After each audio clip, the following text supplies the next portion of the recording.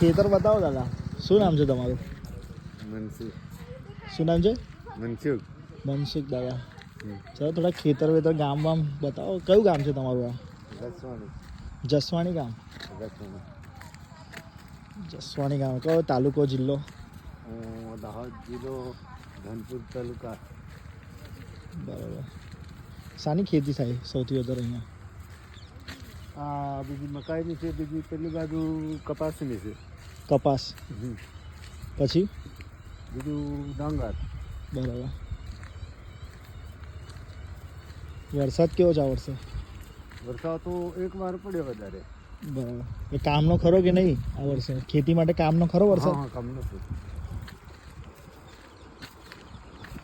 આટલું જ ગામ છે તમારું? અંદર ખરું ગામ મોટું?